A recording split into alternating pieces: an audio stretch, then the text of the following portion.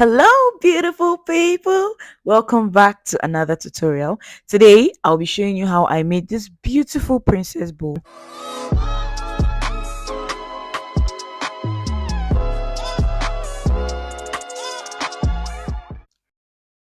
This is a very easy and simple tutorial video and very easy to do.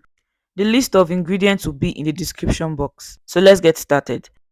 First off, we want to make our gum paste. And if you watched my previous video, I already mentioned that gum paste is basically fondant with a little bit of Tylose powder.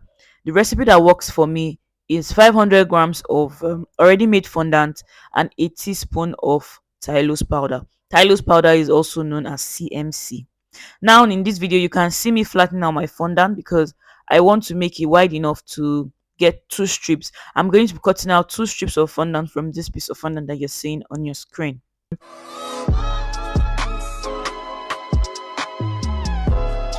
Now I'm lapping them together to make the final cut because I want to make sure that they are the exact same size. It's important to make sure that your two strips of fondant are the exact same size, both in width and in length.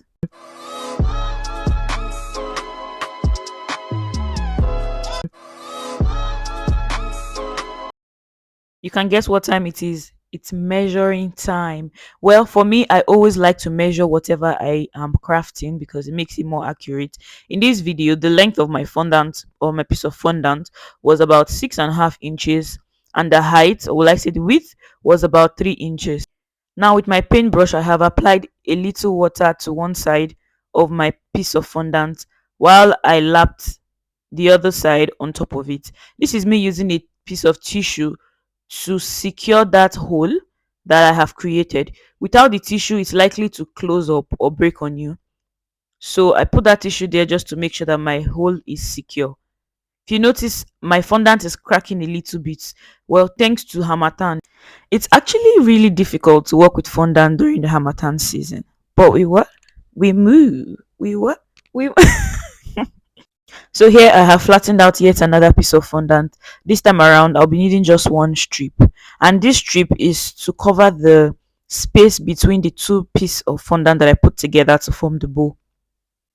You want this to be slim, not too wide, just slim enough to fit in the middle. You'll see me use it just across the center. But first I have added water to stick the two pieces of bow together to make moving it easier. Now here I am basically trying to fold the edge of my strip of fondant. This is to make it look believable.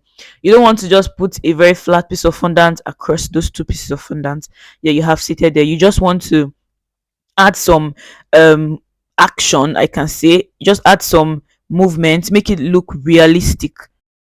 So at this point I'm just going to be adding a little water to the middle to stick it to the bow.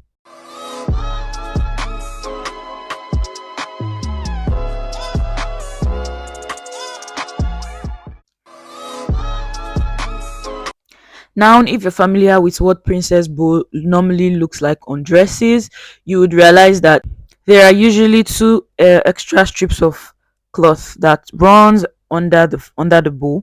So that's what we're trying to do now. We're trying to create two strips of fondant that would run under our bow. Now, this one doesn't have to be too wide. Maybe the same width as the one we used for the center of the bow. And for the length, it's basically your preference. Depends on where exactly on your cake this is going to be sitting, and that will determine what the length would be.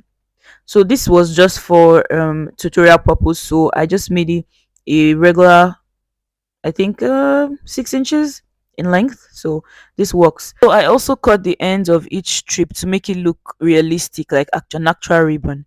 And so here I'm basically folding it to give it a more realistic look. You don't want it looking all flat. You want to add some body, you want to add some action to your craft. This would make it look realistic, as you can see. So next I'm going to determine where my bow will sit before I then glue it on with ordinary water. So basically I used a paintbrush and a little water, and I'm just going to place it on it and allow it stick. At this point, you can now take off the tissue paper in the middle and clean up the excess cornstarch that might be on it. I like to use oil. You could use a steamer if you have one, Thank you for watching this video today, and I'll see you in my next video. Bye bye.